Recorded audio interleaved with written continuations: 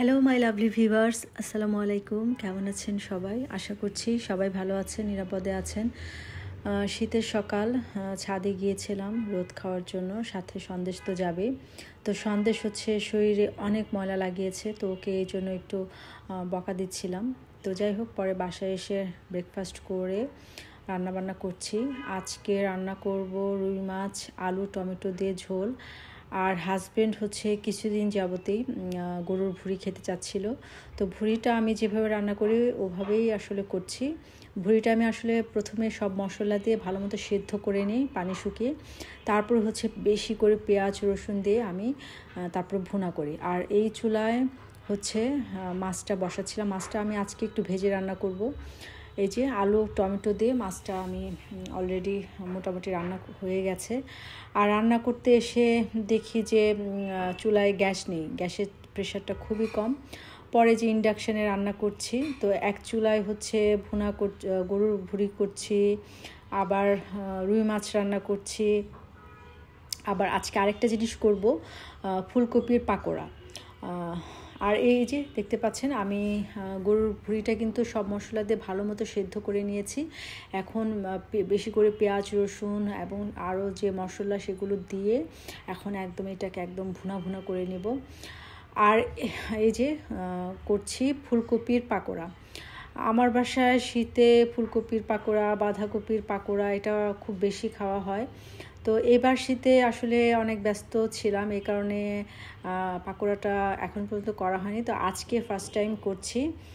আর ফুলকপির পাকোড়ার বেটারটা আমি হচ্ছে চালের গুঁড়া, একটু বেসন, হলুদ, মরিচ, ধনিয়া, জিরা, আদা, রসুন এগুলো দিয়ে, আর সাথে হচ্ছে ম্যাগি স্বাদে যে ম্যাজিক মশলাটা আছে এটা দিয়ে আমি বেটারটা তৈরি করে তারপরে হচ্ছে আমি ফুলকপিগুলো আগেই ভাপে সেদ্ধ করে নিই। সেদ্ধ করে তারপরে হচ্ছে পানি ঝরিয়ে তারপরে ডুবো তেলে ভেজে নিই। এটা গরম গরম ভাতের সাথে এবং বিকালে নাস্তায় টমেটো সস দিয়ে খেতেও কিন্তু দুর্দান্ত স্বাদ লাগে।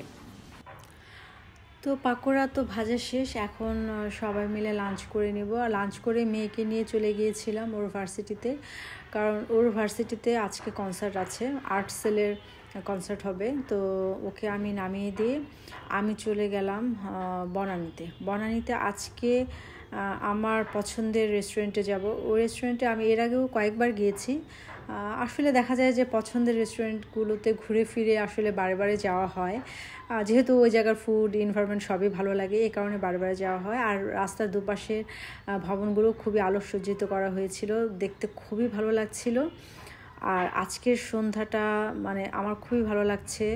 আর জিম করে আমি ওয়ার্কআউট করে তারপরে যাচ্ছি, একটু মানে ক্ষুধাও লেগেছে, তো মনে হচ্ছে যে আজকের সন্ধ্যা খাওয়া দাওয়া সব কিছু মিলিয়ে খুব জমে যাবে। তো এই যে চলে আসছি আমার পছন্দের রেস্টুরেন্ট রুয়েন বুসাবাতে। এই রেস্টুরেন্টের প্রত্যেকটা খাবার আমার খুবই ভালো লাগে, সাথে এনভায়রনমেন্ট সব কিছু আমার খুবই নাইস লাগে। তো আমরা খাবার অর্ডার করে দিলাম, আর সাথে ছিল আজকে মূলত আমরা ফ্রেন্ডরা মিলে হ্যাং আউট করছি। তো আজকে ফার্স্টে আমরা সি ফুড যে স্যুপটা আছে, ক্লিয়ার স্যুপ, ওইটা অর্ডার করেছি।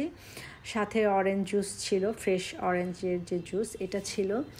আর ওই যে বললাম শীতের সন্ধ্যায় সি ফুড স্যুপ, মানে এক বাটি ধোয়া ওঠা সি ফুড স্যুপ খেলে আমার মনে হয় মানে আর কিছু লাগে না।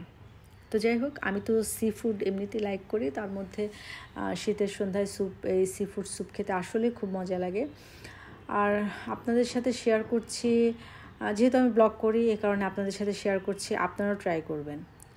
আর সাথে ছিল চিকেন সাতায়ে, এটা আমার কাছে মোটামুটি লেগেছে, মানে অ্যাভারেজ লেগেছে। আর ছিল pineapple fried rice. Last time যখন মেয়েদের নিয়ে আমি আসছিলাম তখন আমি পাইনঅ্যাপল ফ্রাইড রাইসটা অর্ডার করতে পারিনি, যেহেতু ওরা পাইনঅ্যাপল খেতে অতটা লাইক করে না, তো এই কারণে আমি ওইবার অর্ডার করতে পারিনি। তো এই জন্য এবার হচ্ছে পাইনঅ্যাপল ফ্রাইড রাইসটা অর্ডার করেছি। পাইনঅ্যাপল ফ্রাইড রাইসটা কিন্তু খুবই মজাদার। আর সাথে ছিল চিকেন ফ্রাই ছিল। আর এই তো খাবারটা খুব এনজয় করছি। ওরা হচ্ছে এটার মধ্যে বাদাম, পাইনঅ্যাপল, ক্যাপসিকাম এবং চিংড়িও দেয়। যেহেতু চিংড়িতে আমার একটু অ্যালার্জি আছে, তো এই কারণে আমি ওদেরকে আগেই বলে দিয়েছিলাম চিংড়িটা অ্যাভয়েড করার জন্য। আর এই যে দেখেন পুরোটা রেস্টুরেন্টের ভিউ খুবই সুন্দর, খুবই চমৎকার একটা অ্যাম্বিয়েন্স, মানে একদম সুদিং এবং কুল একটা এনভায়রনমেন্ট। আর সন্ধ্যাটা আসলে খুবই সুন্দর কাটাচ্ছিলাম, খুবই ভালো লাগছিল। আর আমি অনেক হাংরিও ছিলাম, এই কারণে ফুডটা আমার কাছে আজকে আরও বেশি ভালো লাগছিল। আসলে আপনি যখন ক্ষুধার্ত থাকবেন তখন দেখা যাবে যে আপনার যে কোনো কিছু খেতে আপনার কাছে খুবই ভালো লাগবে, কারণ ভরা পেটে কিন্তু কোনো কিছু খেতে অতটা ভালো লাগবে না। যখন ক্ষুধার্ত থাকবেন তখন দেখবেন সব ধরনের খাবারই আপনার ভালো লাগছে, আর তার মধ্যে যদি হয় আপনার ফেভারিট ফুড, তাহলে তো আর কথাই নেই। আর এই যে ওরা চিকেন ফ্রাইয়ের সাথে ওরা একটা সস দিয়েছে, এটা টকটক ঝালঝাল ছিল ধনিয়া পাতার। এই সসটাও আমার কাছে খুবই ভালো লেগেছে। আসলে আমিও বাসায় মাঝে মাঝে বানাই, কিন্তু আসলে বাসায়টা মজা হয়, অবভিয়াসলি মজা হয়, কিন্তু কিছু কিছু রেস্টুরেন্ট থাকে না যে ওরা হচ্ছে মানে এই আইটেমটা বা এই ফুডটা ওরা খুব ভালো করে, মানে এমন আর কি। তো খাওয়া দাওয়া শেষ করে আমরা কিছু ভিডিও নিচ্ছিলাম, কিছু ছবি তুলছিলাম, যা হয় আর কি। মানে আমরা কোনো ভালো কোথাও গেলে, সুন্দর কোথাও গেলে তো আমরা ছবি ভিডিও এগুলো করবই, মানে ভালো লাগে আর কি।